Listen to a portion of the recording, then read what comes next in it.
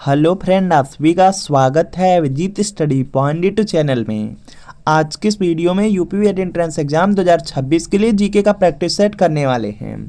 तो वीडियो को शुरू से लेकर अंत तक देखिएगा। चैनल पर नए चैनल को सब्सक्राइब कर लीजिएगा। पीडीएफ के लिए Vijit study point Telegram channel को ज्वाइन कर लीजिएगा। आज की क्लास में हम जीके के 38 प्रश्न करने वाले हैं और अगर इन 38 प्रश्नों में से आपके 20 प्लस प्रश्न बिल्कुल सही होते हैं तो आप यूपी एंट्रेंस एग्जाम में काफ़ी अच्छा स्कोर कर सकते हैं। तो आज की क्लास से कितने प्रश्न आपके बिल्कुल सही हुए हैं या कमेंट आप जरूर कीजिएगा। आज की क्लास का आपका सबसे पहला प्रश्न है, भारत का सर्वाधिक केसर उत्पादक राज्य या केंद्र शासित प्रदेश कौन सा है? तो इसका देखिए आपको सही जवाब बताना है। सबसे ज़्यादा केसर का जो उत्पादन है वह जम्मू कश्मीर में होता है। तो यहाँ पर आपका ऑप्शन नंबर ए वाला बिल्कुल राइट आंसर है। अगला प्रश्न है कि भारत में प्रथम रेलगाड़ी कब चली थी? तो इसका देखिए आपको सही जवाब बताना है। तो यहाँ पे इसका राइट आंसर हो जाएगा 1853 ईस्वी में। भारत में जो पहली रेलगाड़ी है या प्रथम रेलगाड़ी है वह 1853 ईस्वी में लॉर्ड डलहौजी के समय में चली थी और यह मुंबई से लेकर के थाड़े के बीच में चली थी। 34 किलोमीटर चली थी। यह पॉइंट आप लोग याद रखेंगे। अगला प्रश्न आपके सामने कि सुभाष चंद्र बोस के अध्यक्ष पद से त्याग देने के बाद अखिल भारतीय कांग्रेस का अध्यक्ष कौन बना था? तो इसका देखिए आपको सही जवाब बताना है। तो यहाँ पे इसका राइट आंसर हो जाएगा डॉक्टर राजेंद्र प्रसाद बने थे। तो यहाँ पर आपका ऑप्शन नंबर बी वाला बिल्कुल राइट आंसर है। अगला प्रश्न आपके सामने स्क्रीन पर है, सभी को प्रयास करना है और इसका राइट आंसर करना है। निम्नलिखित में से कौन सा तारा पृथ्वी के सबसे निकट है? यहाँ पे आपसे क्या पूछा जा रहा है? तारा पूछा जा रहा है। तो यहाँ पे हो जाएगा पृथ्वी के सबसे निकट सूर्य तारा है। तो यहाँ पर बी वाला बिल्कुल राइट आंसर है। जो भी छात्र इसमें बी वाले को चूज कर रहे हैं वह बिल्कुल राइट हैं। अगला प्रश्न है कि डायनामाइट का आविष्कार करने वाले स्वीडिश वैज्ञानिक का नाम क्या था? तो इसका देखिए आपको सही जवाब बताना है। जो डायनामाइट का आविष्कार है वह अल्फ्रेड बर्नार्ड नोबेल ने किया था। तो यहाँ पर आपका ऑप्शन नंबर ए वाला बिल्कुल राइट आंसर होगा। अगला प्रश्न है, निम्नलिखित में से कौन सा सुमेलित है? 4 ऑप्शन दिया गया, चारों ऑप्शन आप लोग ध्यान से देखेंगे। कारखाना अधिनियम दिया गया जो कि 1939 में आया था, बिल्कुल सही है। खान अधिनियम 1952 में आया था, यह भी सही है। बाल श्रम अधिनियम है जो कि 1986 में आया था, यह भी सही है। तो यहाँ पे उपर्युक्त सभी वाला सही होगा। 4 के 4 यहाँ पे जो 3 ऑप्शन दिए गए हैं तीनों के तीनों सही हैं, तो उपर्युक्त सभी वाला होगा। तो डी वाला राइट आंसर है। वोट देने के लिए न्यूनतम आयु सीमा है। वोट देने के लिए न्यूनतम आयु सीमा पूछा जाए या मताधिकार का पूछा जाए या मत देने के लिए पूछा जाए तो 18 वर्ष। ऑप्शन नंबर सी वाला बिल्कुल राइट आंसर हो जाएगा। अगर आपसे पूछ दिया जाता है कि मुखिया बनने के लिए न्यूनतम आयु कितनी होनी चाहिए तो 21 वर्ष होनी चाहिए। यहीं पर देखेंगे और भी प्रश्न हैं जो पूछे जा सकते हैं। जैसे यहाँ पे लोकसभा का सदस्य बनने के लिए न्यूनतम आयु सीमा 25 वर्ष, राज्यसभा का सदस्य बनने के लिए 30 वर्ष, राज्यपाल का पद दिया जाए या राष्ट्रपति का पद दिया जाए तो 35 वर्ष। यह पॉइंट आप लोग याद रखेंगे। अगला प्रश्न आपके सामने कि आधुनिक ओलंपिक खेलों का जो सर्वप्रथम आयोजन कब हुआ? तो यहाँ पे इसका राइट आंसर हो जाएगा 1896 ईस्वी में, जो कि दिया गया डी वाले में। डी वाला राइट आंसर है। अगला प्रश्न कि मधुमेह जिसको डायबिटीज भी कहते हैं, इस रोग यह जो रोग है किस अंग के दोषपूर्ण कार्य करने से होता है?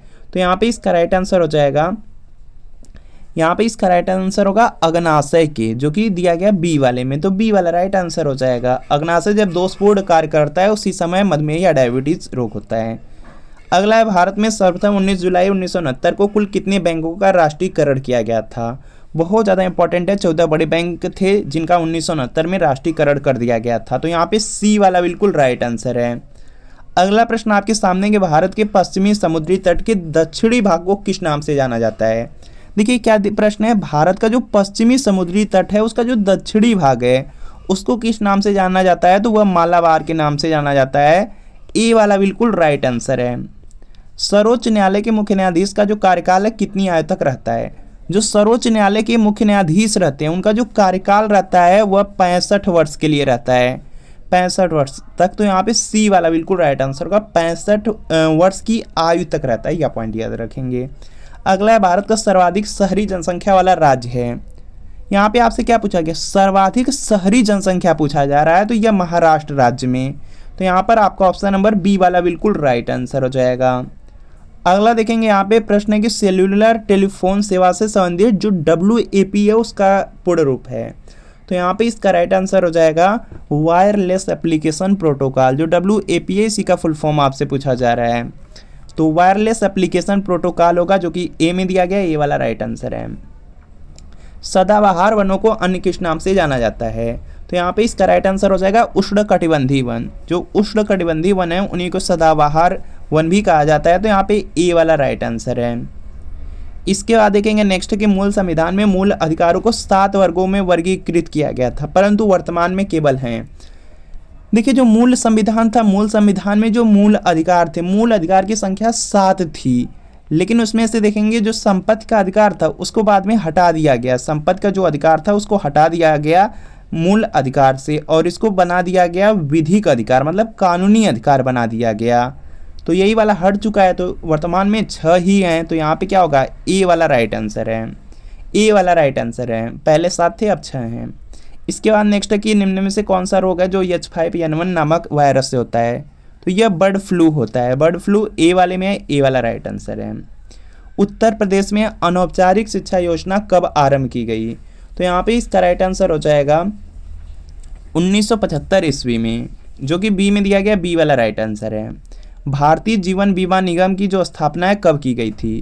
तो यहाँ पे इसका राइट आंसर हो जाएगा सितंबर 1956 ईस्वी में। भारतीय जीवन बीमा निगम जो आपका LIC है, इसकी स्थापना कब हुई? सितंबर 1956 में। तो सी वाला राइट आंसर है। इसके बाद देखेंगे नेक्स्ट है, निम्न में से कौन सी नदी का उद्गम स्थल भारत से बाहर है? तो इसका देखिए आपको सही जवाब बताना है। जो यहाँ पर देखेंगे गंगा, रावी और ब्यास, ये 3 नदी ऐसी हैं जिनका यहाँ पे जो उद्गम स्थल है वह भारत में ही है। लेकिन जो ब्रह्मपुत्र नदी है, इसका जो यहाँ पे उद्गम स्थल है वह तिब्बत में है। तो यह क्या हो जाएगा? इसका उद्गम स्थल बाहर हो जाएगा भारत से। तो यहाँ पे सी वाला बिल्कुल राइट आंसर हो जाएगा। अगला प्रश्न है कि निम्नलिखित में से कौन सी गुफा है जो हिंदू, बौद्ध, जैन तीनों धर्मों से संबंधित है? एलोरा की गुफा आप लोग देखे होंगे। तो यहाँ पे जो एलोरा की गुफा है, वह हिंदू, बौद्ध और जैन तीनों के तीनों धर्मों से संबंधित है। तो यहाँ पे क्या होगा? ए वाला राइट आंसर हो जाएगा। अगला देखेंगे प्रश्न है कि मैक द्वारा निम्न में से किसकी गति को मापा जाता है? जो देखिए मैक है, जो जहाज की यहाँ पे गति होती है, हवाई जहाज की जो गति होती है, उसी को मैक में मापा जाता है। तो यहाँ पर ए वाला राइट आंसर है। जो भी छात्र इसमें ए वाले को चूज कर रहे हैं वह बिल्कुल राइट है। निम्न में से कौन सा मानव नेत्र का एक भाग नहीं है? तो इसका देखिए आपको सही जवाब करना है। यहाँ पर देखेंगे मानव नेत्र का एक भाग नहीं है। मानव नेत्र में प्यूपिल आ जाएगा, आइरिस आ जाएगा, रेटिना आ जाएगा। फीमर क्या है? फीमर आपका यहाँ पे क्या है? हड्डी है। फीमर आपका यहाँ पे हड्डी है, जो कि यहाँ पे मानव नेत्र का भाग नहीं है। तो यहाँ पे डी वाला राइट आंसर हो जाएगा। अगला प्रश्न है कि भारत का राष्ट्रपति अपना त्यागपत्र किसको भेजता है? अगर भारत के राष्ट्रपति को कभी भी अपना त्यागपत्र देना है तो वह भारत के उपराष्ट्रपति को देते हैं। तो यहाँ पर ए वाला राइट आंसर है। यहाँ पे क्या होगा? ए वाला आपका राइट आंसर हो जाएगा। निम्न में से किस गुप्त शासक को मुद्राओं पर बीड़ा बजाते हुए दिखाया गया है? तो यहाँ पे इसका राइट आंसर हो जाएगा समुद्रगुप्त को। जो समुद्रगुप्त हैं थे, उन्हीं को यहाँ पे मुद्राओं पर बीड़ा बजाते हुए दिखाया गया था। तो यहाँ पे बी वाला बिल्कुल राइट आंसर हो जाएगा। यूपी वेट का पेपर हुआ था 2019 का, जिसमें प्रश्न पूछा गया था कि भारत का नेपोलियन किसे कहा जाता है? तो समुद्रगुप्त को ही कहा जाता है। यह पॉइंट याद रखेंगे। शीत मरुस्थली जैव आरक्षित मंडल कहाँ स्थित है? तो इसका देखिए आपको सही जवाब बताना है। यह है हिमाचल प्रदेश में है। ऑप्शन नंबर ए वाला राइट आंसर है। अगला है कि संयुक्त राष्ट्र संघ जो UNO है, इसकी स्थापना कब हुई थी? तो इसका देखिए आपको सही जवाब बताना है। UNO दिया गया है, इसकी जो स्थापना है 24 अक्टूबर 1945 को हुई थी। ऑप्शन नंबर ए वाला राइट आंसर होगा। और यही प्रश्न आपके BEd एंट्रेंस एग्जाम में पूछा गया प्रश्न है। सभी लोगों को कमेंट करना है कि जो UNO है इसका मुख्यालय कहाँ पर है। बहुत ज़्यादा इंपॉर्टेंट है, पूछा गया प्रश्न है यूपी बीएड में। तो सभी लोग कमेंट जरूर करेंगे। इसके अलावा आपको याद रखना है, जैसे आपका WTO हो गया, WHO, इन दोनों का मुख्यालय है जेनेवा में। यह पॉइंट याद रखेंगे, यह भी प्रश्न पूछा गया। WTO का फुल फॉर्म होता है वर्ल्ड ट्रेड ऑर्गेनाइजेशन, विश्व व्यापार संगठन, और जो WHO है वर्ल्ड हेल्थ ऑर्गेनाइजेशन, विश्व स्वास्थ्य संगठन। इन दोनों का मुख्यालय जेनेवा में। यह पॉइंट याद रखेंगे। बाकी FAO पूछा गया है बीएड में, FAO का जो मुख्यालय है वह रोम में है। तो यह सब आप लोग याद रखेंगे। अगला प्रश्न आपके सामने कि मधुबनी जो चित्रकारी है किस राज्य की शैली है? जो मधुबनी चित्रकारी है यह देखेंगे बिहार राज्य की शैली है। तो यहाँ पे बी वाला राइट आंसर होगा। अगला प्रश्न आपके सामने है, कौन सी ग्रंथि है जो शरीर का ताप नियत रखती है? तो यहाँ पर देखेंगे जो हाइपोथैलेमस ग्रंथि है वह शरीर का जो ताप होता है उसको नियत रखती है, नियंत्रण रखती है। तो यहाँ पे सी वाला राइट आंसर होगा। पौधों में जो कार्बनिक पदार्थों का परिवहन होता है वह किसके द्वारा होता है? तो यहाँ पे इसका राइट आंसर होगा जाइलम द्वारा। पौधों में जो कार्बनिक पदार्थ होते हैं उसका जो परिवहन होता है वह जाइलम द्वारा होता है। तो बी वाला राइट आंसर है। विधवा पुनर्विवाह अधिनियम 1856 किस गवर्नर जनरल के समय में पास हुआ? तो यहाँ पे इसका राइट आंसर हो जाएगा लॉर्ड कैनिंग के समय में। विधवा जो पुनर्विवाह अधिनियम है 1856 वह लॉर्ड कैनिंग के समय में पास हुआ। तो ए वाला राइट आंसर है। अगला है माता टीला बहुउद्देशीय परियोजना किस राज्य में स्थित है? तो यहाँ पे इसका राइट आंसर हो जाएगा उत्तर प्रदेश। जो माता टीला बहुउद्देशीय परियोजना है यह उत्तर प्रदेश में स्थित है। तो यहाँ पे ए वाला बिल्कुल राइट आंसर है। अगला है कि धोखाधड़ी के उद्देश्य से ईमेल आदि के माध्यम से किसी व्यक्ति के बैंक खाते आदि जैसी जो व्यक्तिगत सूचना होती है उसको पूछना क्या कहलाता है? तो उसको बोला जाता है फिशिंग। फिशिंग हो जाएगा। तो यहाँ पे बी वाला बिल्कुल राइट आंसर हो जाएगा। इसके आगे और भी प्रश्न है, उससे पहले देख लीजिए यूपी बीएड एंट्रेंस एग्जाम के बारे में। यूपी बीएड एंट्रेंस एग्जाम में 200 प्रश्न पूछा जाता है, 400 नंबर का एग्जाम होता है और लगभग 250 प्लस नंबर रहते हैं। तो आपको गवर्नमेंट कॉलेज, सरकारी कॉलेज मिलते हैं, मनपसंद मिलते हैं। और यूपी बीएड एंट्रेंस एग्जाम की काफ़ी अच्छी बात है कि जीके में 50 प्रश्न पूछा जाता है और लगभग 30 से 35 प्रश्न प्रीवियस ईयर पेपर से। बिल्कुल इसी तरीके से हिंदी है, हिंदी में भी आपका 50 प्रश्न पूछा जाता है। 50 में देखेंगे 35 से 40 प्रीवियस ईयर पेपर से। रीजनिंग में भी 50 प्रश्न पूछा जाता है, 35 से 40 प्रीवियस ईयर पेपर से। और इसी तरीके से आपका सब्जेक्ट में आर्ट्स, साइंस, कॉमर्स कुछ भी हो 50 प्रश्न आएगा 25 से 30 प्रीवियस ईयर पेपर से। तो यूपी बीएड एंट्रेंस एग्जाम के लिए प्रीवियस ईयर पेपर लेकर के जरूर पढ़िए। और इसमें आपको 2011 से लेकर 25 तक का पेपर मिल रहा है। पूरे 15 साल का पेपर आंसर की के साथ एक्सप्लेनेशन, सॉल्यूशन, व्याख्या के साथ आपको मिल रहा है। जीके, हिंदी, रीजनिंग, कला वर्ग, विज्ञान वर्ग सबके सब सब्जेक्ट रहेंगे। वीडियो के नीचे डिस्क्रिप्शन में जाइए, लिंक मिलेगी, लिंक को क्लिक करिए, नाम, मोबाइल नंबर फिल करके सिर्फ 30 रुपये का पेमेंट करना है। जैसे 30 रुपये का पेमेंट करेंगे तुरंत प्रीवियस ईयर पेपर का जो PDF होगा डाउनलोड हो जाएगा। इससे तैयारी कर लेंगे, बीएड एंट्रेंस एग्जाम में बहुत ज़्यादा हेल्प मिल जाएगी। और अगर लिंक से परचेज करने में कोई प्रॉब्लम आ रही है तो व्हाट्सअप नंबर भी दिया गया है, इस व्हाट्सअप नंबर पर लिखना है UP BEd entrance previous year paper. Art या साइंस लेकर के व्हाट्सअप पे मैसेज कीजिएगा। जैसे मैसेज करेंगे रिप्लाई किया जाएगा। सिर्फ 30 रुपये की पेमेंट करनी है।